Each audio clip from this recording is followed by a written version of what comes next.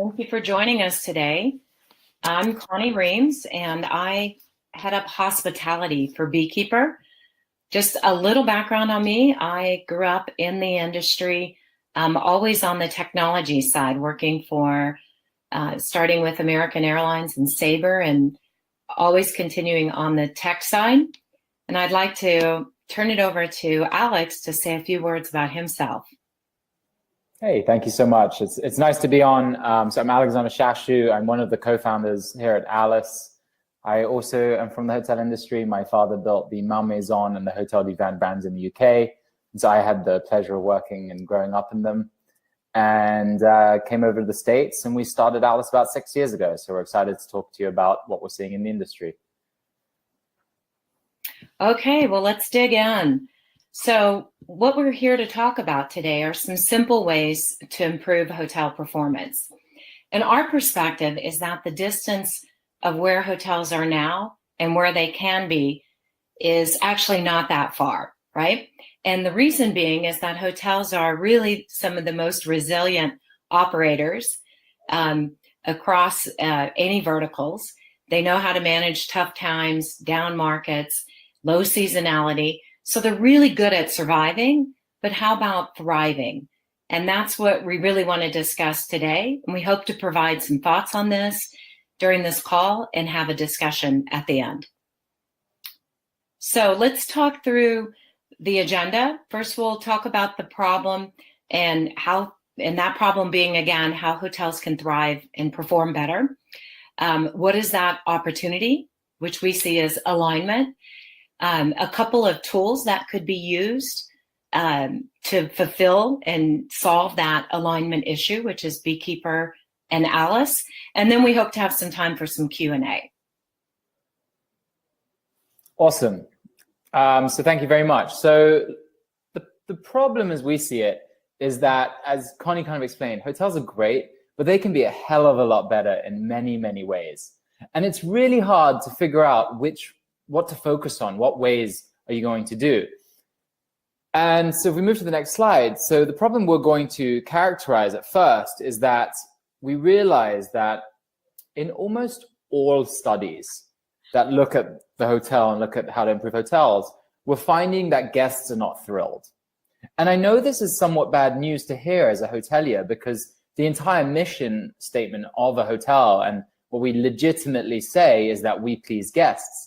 And so it can be quite tough to digest the news that maybe guests could be happier, but that is what the data shows, right? If you look at our satisfaction scores as an industry, across the board, the hotel industry is not thriving the way we would like it to. You know, we're actually being beaten by banks and life insurance for guest satisfaction. Even gas stations are slightly higher. And actually, if you go to some nice higher-end gas stations, you're going to realize that actually the experience is really good. They have automated things. They have an incredible array of food that is relevant for the type of journey you're on. They have all sorts of services. And so some gas stations have actually gotten really good. And how can it be that hotels are below gas stations? How can hotels barely be beating hospitals when it comes to satisfaction? I mean, how can this be when you go to a hospital when you're feeling sad and miserable, and that is not of hotels. And when you take a hard look at this, what we sense is that guests care most about your service. So of course a guest cares about price, right? But once you've made the booking, you've already locked in that price, you've already purchased, so price is not really the main differentiator. What we care about and what we offer as a hotel is at the core is service. And yet this continues to still be the largest detractor from a good guest experience today. And that's not because your hotel staff working don't want to provide great hospitality. I think many people in the hotel industry actually are genetically inclined to want to deliver great service. It's what we're obsessed about. We're perhaps just not given the tools today to do what that means. And so what I mean by this is, and what I mean by the guests being let down is, if you think about TripAdvisor and you see a TripAdvisor score on the right, a lot of us have given TripAdvisor reviews. We've definitely read them. And we've seen a lot of innovation and technology in the booking space, right? But when you give a review, you don't ultimately say, oh my goodness, I loved your booking experience. That's not quite what guests are saying about your hotel. right? What they're judging you on is value, location, rooms, cleanliness, and of course, service. And the funny thing is, service is really the one thing you can control. You know, if you move to the next slide, you're limited in what you can control from your location. And what I mean by that is you're not going to pick up your hotel and move it to a new location, right? You're limited in the physical assets. You know, you probably renovate every 12 years or so. You know, you are in some ways limited by your price point. You don't want your price to be the differentiator, because then it's a race to the bottom. And so all these things are limited in. One thing that can change, that every guest can experience differently about your hotel, is your service and the guest experience that comes from that service. And so we think that's the opportunity, and that's it. That opportunity starts with staff. And I'll let Connie explain a little bit more about what we mean by that. Great. Thanks, Alex. So if we, as Alex said, we believe it all starts with the staff. This is what you can control. And if you look at one of the most successful companies in the travel industry, Southwest Airlines, it's no coincidence that they have been named for the past 8 years straight one of the best places to work. And on the flip side, one of the top carrier in the United States by J.D. Powers, and the only U.S. carrier ranked by TripAdvisor as one of the top 10 globally. So what do we see in that equation? We see happy employees, happy customers. Okay, so let's dig deeper into what are those attributing factors. We go to the next slide. Turnover is really a serious issue, and it's one of our key issues that we hear time and time from hoteliers. And in our industry, we're seeing about a 31%, according to Deloitte, turnover at hotels. And basically, if you think about that, 1 in 3 employees standing in front of you isn't going to be here next year. And we know, hoteliers tell us that employees will walk down the street for 50 cents more an hour or a hot lunch. So there's not a lot of reason that employees are leaving that you can't work on or try to control. And this is really important right now with the unemployment rate at a historical low. So when you get all this churn, how do you backfill those positions? And that puts a huge burden on the property. So let's dig into that just a little bit more, because that turnover, you know, labor is usually your highest line item, again, at a hotel. So that's a really big expense. And so the opportunity is around alignment. So how do you get alignment at a property where you have people working 24, you're a 24-hour business. You have people working different shifts. You have part-timers who only come in on the weekends. So ultimately, how do you get all of these people connected and aligned, and ultimately serving that guest in a much better way? So if you can meet that challenge of filling that internal communication gap, and there is a gap, because in our industry, we know that about 80% of a hotel staff does not have an email address, a corporate email address. They do not sit behind a desk. They do not have a PC access. So how do you communicate with these folks? And on top of that, the turnover that we talked about, the 31% turnover, that's a real challenge. And the piece of that is that it costs you, and this is on the low end, the statistics show on the low end, it costs you about $4,000 to train, hire, and uniform an employee. So that's a huge expense. So you have this incredible opportunity to change the whole culture of a hotel and get results that can potentially boost your engagement by 21%, and then obviously improve your service to your guest. Awesome. So I think, effectively what we're trying to say is that when you have this environment where new people are coming in every day, right? And then you add that to this image, right? And this image is not an org chart of a hotel. It doesn't show who reports to who. What it really shows is a very basic and simplistic hotel, but it really showing is all their communication channels. So you have all these ways that you can see that a hotel communicates. It's almost a very complex mini city. And the hoteliers on the line right now, you know this, you offer all these services, you have different people coming in at different shifts, you work differently nights and weekends, you have this very complex way of actually organizing yourselves. And then as you add in new staff all the time and you're training them up, how do you organize that? How do you simplify the chaos, right? And so you have all these departments, they have all these silos among each other, and you can already see that ultimately everything here funnels down to the guest, but there's so many opportunities for something to get lost, for something to get missed, for a new employee to not know what they're meant to be doing, for you as a general manager to have really no idea what's going on.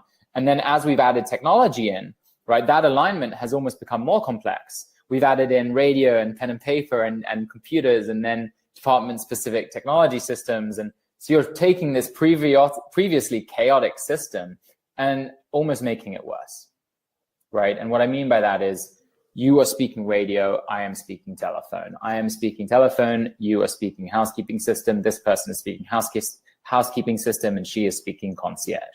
And so you're creating an opportunity for just basic requests to be dropped, for everyone to not be on the same page. And this is what we're showing you, right? You have these hubs of communication, right? Not everyone, as Connie just said, even has an email address. So there you go. You're already limiting the amount of people who can email.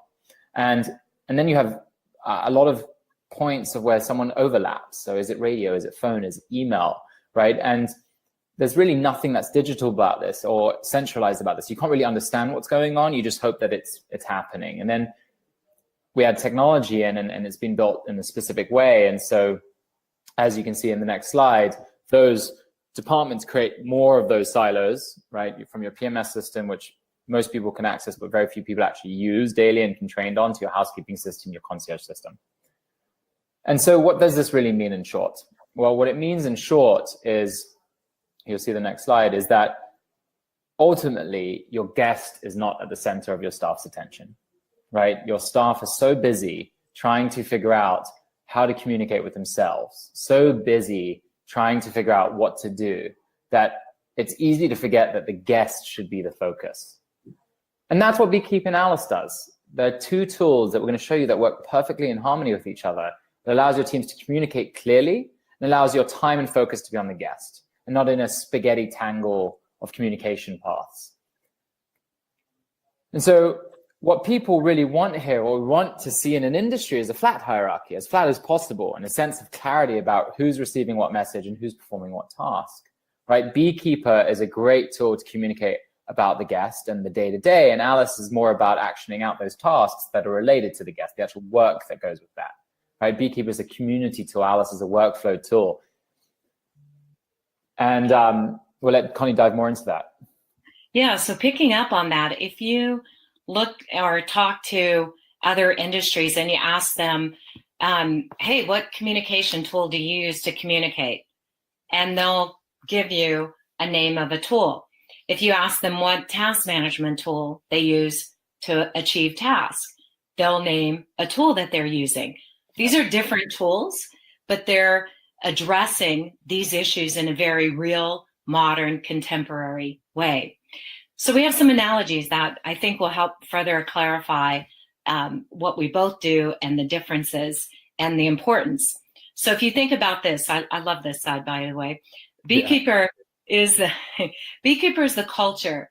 It's the spirit.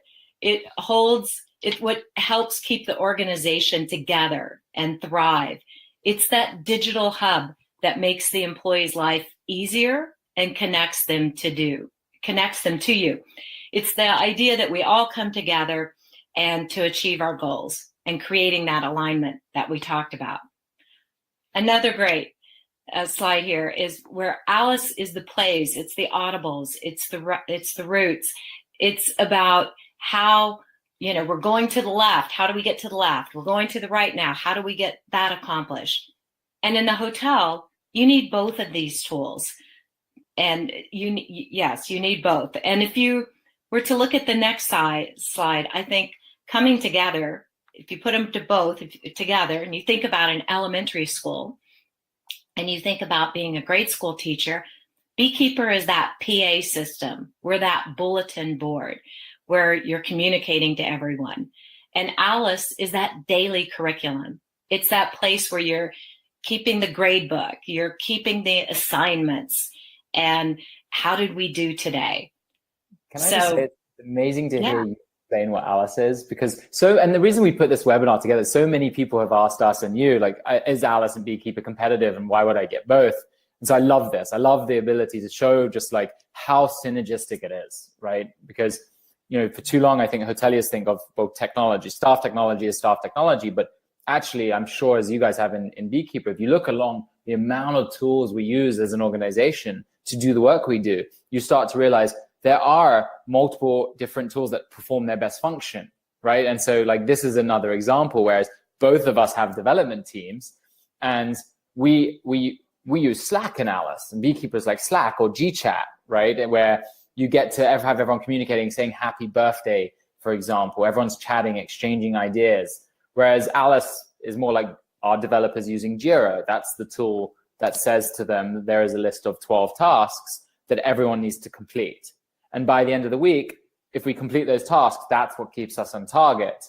And I love that. I love that our staff love having both. You have to have both. We wouldn't be able to do our jobs without it. And I think, you know, if I may, about Beekeeper, one of the things that just took me so in awe of you guys when you first came out was that I didn't understand why hotels don't have a way to communicate with each other, why they don't have Slack. And then what I learned is that as we launched Alice is that hotel staff don't have email addresses. They don't have company email addresses. So there's no way to do that. And Beekeeper just solves that so perfectly, finally giving everyone that an actual digital footprint to communicate on, finally creating a community within a hotel where I think culture is everything. Like you said with Southwest. And if you can actually do that well and have that culture of really happy staff that are communicating together well, then your guests are going to feel that and see that and ultimately, like Southwest, realize that.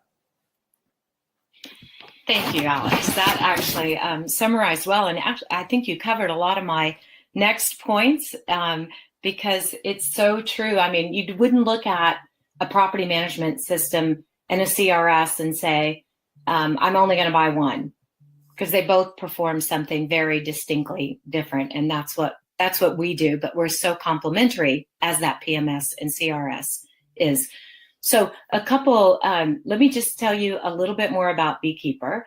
And if we go to the next slide. So as I said, Beekeeper is that tool that's solving today that problem where you're communicating with your employees in a very offline manner, and you have no idea what they're consuming, when they're consuming, and you certainly aren't getting any feedback from your employees. So what are employees doing? They're going out. They're going out and adopting consumer-based tools. They're creating Facebook groups, WhatsApp groups, texting.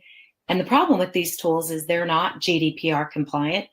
You don't own those conversations. And if an employee leaves the company, they're still getting the VIP list for the day, for example, because nobody is managing those groups. So with Beekeeper, it's mobile. And we always say, if you want to address employees and turnover, you got to get a piece of real estate on this, and you got to get a little of this, a little of their heart and a little piece on their phone, because that's what's important to them. So it's mobile, it's digital, it's interactive, and it's real time. So it allows you to communicate. Right now, if I wanted to send a message to my whole company, I could do that in 10 seconds. So some examples of this that we see people using Beekeeper for. One is to communicate health and safety, best practices across the property, or best practices across properties. For example, Hyatt has Beekeeper across all of their properties for events, and they share best practices like new menu options and room setups. That's one example. Important events that are coming up, collaboration across locations or collaborations across the housekeeping or the front desk functions, important VIPs, and sharing of shifts and schedules, so that, again, as an employee, I can come to this, I can see what's important to me, what's my shift, what's my schedule, what's my PTO balance, what's my career opportunities at this hotel, and then all of the things that the company wants to push as well.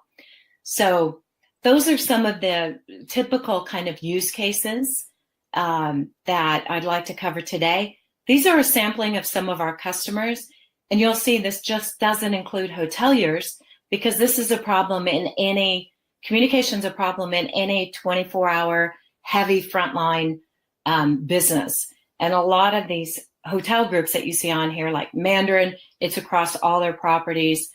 Hilton, Marriott, we have properties in various brands. And that's an example of our customer base. From a business impact, you see some really great things happening to your business.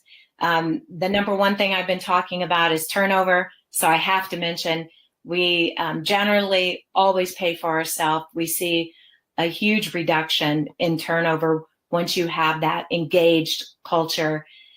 We see a huge improvement where 91% of employees say that they can perform their job better, 50% reduction in email, which is a personal favorite of mine, and a huge increase in engagement rates.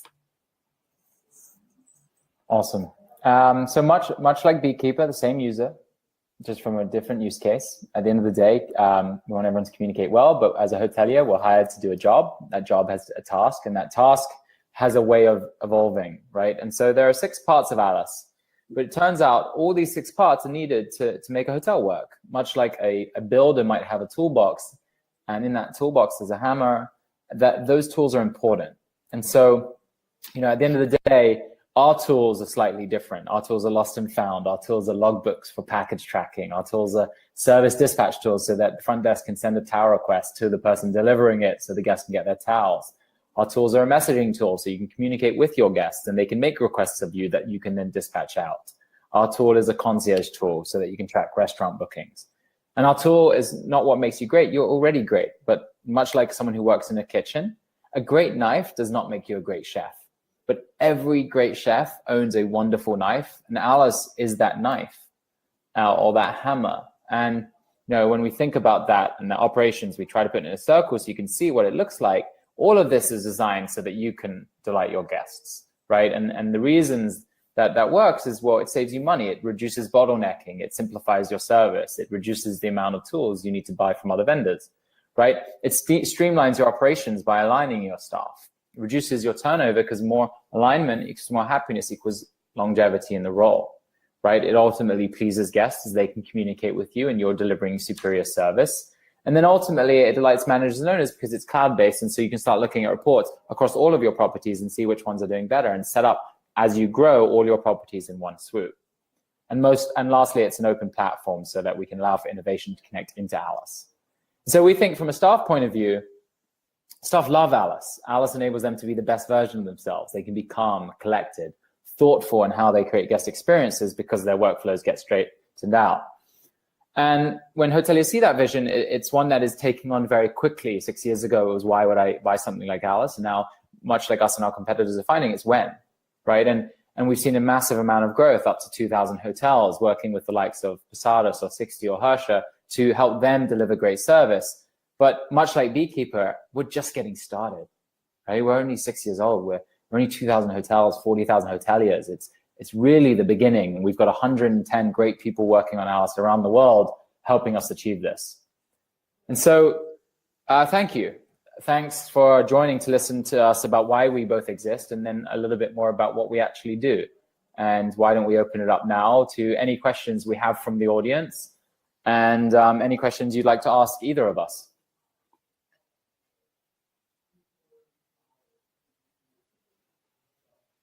And so this is a new tool for me, but I'm assuming everyone can go in and ask on the Q&A, which you should be able to see from your side. And question for Connie, I believe. If I wanted to move forward with Beekeeper, what is the best way to do that? just give us a call. Let us know that you're interested. I mean, you can come in through the website. We have a ton of information on beekeeper.io. So there's a ton of information. You can request a demo online. There's use cases. There's a blog you can join to really learn more about our community and what hoteliers are using Beekeeper for and the kind of results they're achieving. But we'd love to hear from you. Awesome. I'm assuming, much like Alice, you offer a free demo or some way to actually see the tool and then they can understand it. Yeah, absolutely. Yes, you can request a demo and speak to a live person and really have an engaged conversation around this topic. All right. This one's a little bit more difficult as how do you use it. Do you think Beekeeper and Alice are too complex of tools for this type of environment? You know, both paper and radio are proven simple, accessible, and easy to use. This is very correct.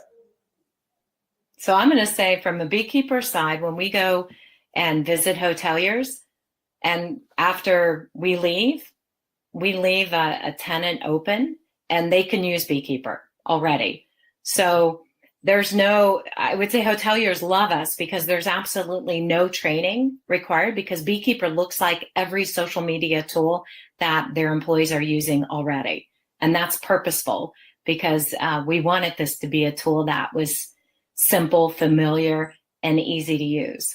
So it's really saying it's a modern shift off, we're not sure that radios will go away, but in terms of utilizing Beekeeper and can you instantly reach people? Absolutely. And can you do that easily? For sure. Yeah. Alex, on your end? I also don't think radio is that proven, is that simple. It's definitely proven, but radios are expensive. They're hard to set up. It's open channel. It's noisy. You can't really go one-to-one on them. They don't save any information. So if you miss the message, you find yourself repeating it. And so, I think that like every industry, we upgrade the tools in which we do. We're not changing what we're doing. We're not out here saying hotels should offer different goods and services or be different. We're saying that they can do what they do slightly more easily and communicate slightly more easily. And I think the devices that Alice is using, and I'm sure Beekeeper, they're much more cost effective than radios, right? An iPod Touch today is $150. A radio is not. An Android device is $150. A radio is not. And so much like Beekeeper, we approach it from a design perspective and make Alice as simple as it is to use. And I'm not going to lie to you, change is never easy, especially when you've been doing what you do for so many years. But it's necessary because your guests today are using these tools. Your staff, when they're at home, are using these tools. So why aren't you adopting them in the hotel and then making sure you're ready for the future as well? Thank you for that. I think a follow-up question, or a different question actually from the audience. I think this one's for you, Connie, which is how do you keep personal devices in check and keep from DOL issues arriving with non-exempt staff using it off hours? That's for both of us, I guess. Yeah, that's a great question. That's one of, I would say, the top 3 questions that we get always. And there are a couple of ways. One is when the employee accepts that they, and this is their choice to accept that they're going to use Beekeeper.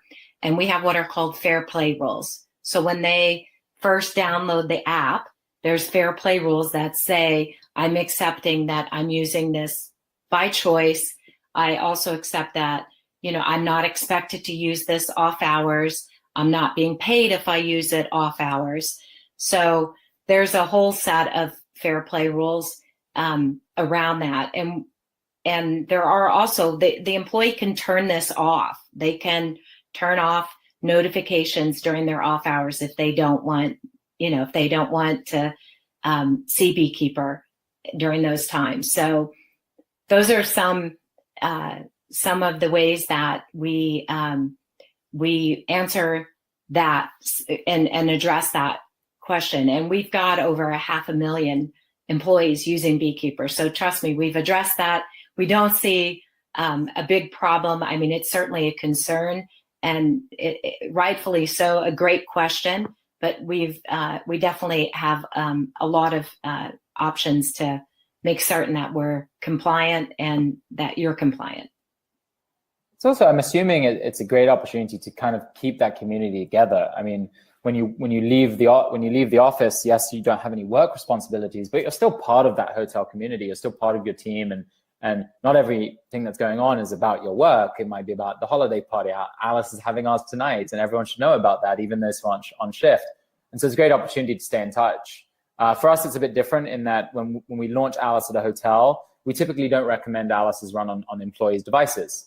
You know, just like you buy a radio, you should buy the devices you're going to have your staff use, because let's say this is work, and if they lost their phone, it's, you know, unless it's usually not on the staff to be able to bring the tools they have for work. It's the hotel who they take them out on the shift, and so our devices would be locked down to an Alice and to a Beekeeper, and so that limits it being used at home. However, I will say that there are some managers who, and especially in the boutique world, who like to log in at home, and if they forget something or they want to look at what's happening, they can send that request in. And so really is different for everyone.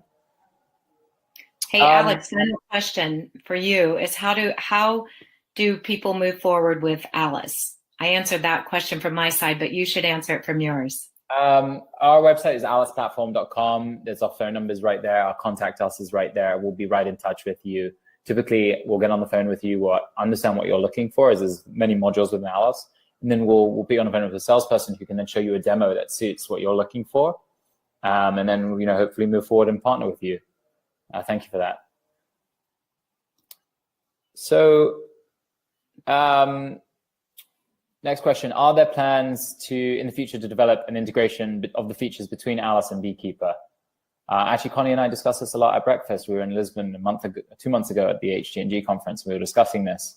I think, yes, I think ultimately, you know, you have two apps on the phone, and one, you could ask, why don't you have one? And so that it's a great question. And there are great examples of where the integration could happen, right? You might be having a chat with someone, and you realize out of that chat in Beekeeper comes a job, and that job needs to be assigned out. And so you could see that happening through our APIs in the future. For now, you know, they are two separate entities because one is built for one function and another for another function. And as we start growing together, this is really just the kickoff of a relationship together. We very much see a great partnership and an ongoing partnership with Beekeeper. Yeah, I couldn't agree more, Alex. There are opportunities for us to look at some use cases that, you know, make sense for us to integrate. And we're kicking off this partnership today with this webinar, and I'm sure some of our customers will be pushing us in that direction because we have a lot of mutual customers. Awesome. This is a question I think that's a little bit more for Alice from one of our concierge customers, which is, do we plan to deliver concierge on mobile? So for those who want more insight into that, right now our concierge tool involves local and like tracking the local area around you and printing itineraries for guests and tracking restaurants. And, you know, our mobile tool is built more for speed of work. So your runners, your room service, your housemen, your drivers. And so do we plan to put more and more on our mobile tool? Yeah, we do. It's just a different screen size, so it limits how much we can put on a mobile device versus a computer, which has the ability to show reports and to see a lot more information at once, and is designed to do so. And so most of our concierge who are on the go are logging in through an iPad. I wanted to add, Alex, if you don't mind, I'd love to add that back to that question earlier. If an employee is uncomfortable putting Beekeeper on their personal device, which, by the way, we don't see that, but we do have, if they're uncomfortable, or if they're in certain parts of the world where maybe they don't have, like here we have 86% of Americans have a smartphone. And in some countries, especially some third world countries, that may not exist. And what we see is hoteliers putting iPads, to your point, iPads are cheap, putting a couple of iPads or a couple PCs in the break room, or the ability to, if they've got a TV in the back, in the break room, to stream whatever is happening on Beekeeper Live on that video monitor. So those are some other options as well. Awesome. I see 2 more questions at the moment. Thank you all. There's a lot of questions. It's awesome. I don't know for Beekeeper, but Beekeeper, what is the ideal starting sized hotel? Is there an ideal? We would have said that I would say we would have said that there was an idea, but we recently signed a brand called In Town Suites. And this is an extended stay brand with about average of 10 employees per property. So, that's not been our typical sweet spot, but to give you an idea of, this communication problem and taking communication digital is on the minds of most hoteliers, right? They've done it for the guest, they've done it in other areas, but for the employees taking it digital, I don't know that size so much matters, but so we typically see that we have properties up to probably one of our largest properties has a couple thousand employees. So we see a great degree of variance there. How about you, Alex? I think it's the same. For us, more about finding hotels that really want to deliver great service. So as you can imagine, because it revolves around guest services, we found at the beginning we were working with a lot of luxury hotels and boutiques. And then as we grew out our platform to include preventative maintenance and logbooks and messaging, you started working with select service hotels that really just want to stand out from the crowd.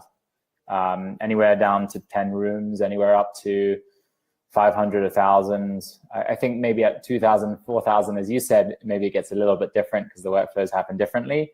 But a concierge is a concierge is a concierge. I think you've got the next question, Alex, it looks like, from Luca. You answered that one on the mobile device. I think the next one's probably for you, as it's not often. Oh, there we go. Restaurants have traditionally been hesitant to pick up on new technologies. And now there seems to be a lot of restaurant tech hitting the market. And how active is Beekeeper in restaurants? And how do you get them to pay attention? Yes, that's another great question. Hospitality includes restaurants. So we are active in that space. We have, trying to think of some of the restaurants right now. So Domino's Pizza, for example, is a customer. Marche in Europe is a customer. Mod Pizza here in the United States. Seaboard Foods. We have movie houses. Some of these new full-service movie houses like Flix Movie House. That's not the correct name, but you understand what I mean.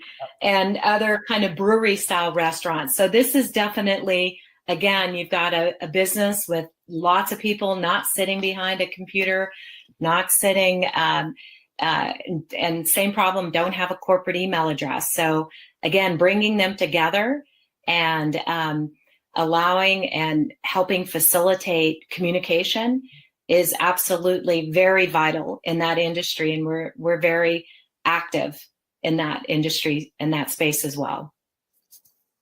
Awesome. I love this question. This is the English in me because it's a disagreement. You think the problem is staff and alignment, but I slightly disagree. I think in the hotel industry, the problem is the lack of innovation. How do you respond to that? So I'll start and then Connie. I mean, for us, innovation is absolutely necessary, but you can't really innovate until you have the foundation for innovation in place. So if everything's analog, everything's paid for, everything, you don't have a digital footprint of your staff because they don't have an email address. How can you address new technologies and new opportunities, and how can you innovate? And so I would say the problem is there's no foundation for innovation in. Once you have these technologies in place, once you have the ability to do what we're saying, then you can actually start innovating. You can start putting in Alexa and voice control in the bedroom, for example, or tablets, or really whatever you'd like to plug into that foundation, deliver to your employees. That's all possible, but you need the foundation. Yeah, and I would add to that one of the things that we see with Beekeeper is that, especially from the technology teams, they love Beekeeper because it does allow them to innovate quickly. It's not like rolling out a new point of sale system or a new PMS that takes, sometimes many, many months and years. So they can innovate quickly and show their workforce that they are an innovative company, right? I mean, we're out trying to, people always, one question that hasn't come up, that where do we see the biggest users? It's not just the millennials. I will tell you, we have a lot of, it's across the board. So, but millennials in particular, they want to work for an innovative company. They want to work, they're not going to stand in front of a bulletin board and read a bulletin board. We had somebody put an iPhone on a bulletin board and said, bring this, the first person who brings it back to HR can have it. And I think it sat on the bulletin board for 2.5 weeks. That's amazing. So, yeah. So, you have to think about what, if you come back to the employee, what's innovation mean to them, right? And part of that is their tool set to do their job. So we have 1 more minute. If anyone wants to ask one last question, we'd be happy to answer it. And I want to say thank you to everyone who has joined us. I think, as always, we'll produce a recording of this, and so that both our companies can send it out. Connie, I want to say thank you to you and your team for putting this together. It was a great experience working with all of you, and I'm glad we could do this, and I think we can do many more of these. And as questions come up, please do continue to ask them of us. Absolutely. Thank you all, and thank you, Alex and Alice. All right. Well, everyone have a happy holidays. Bye, everybody.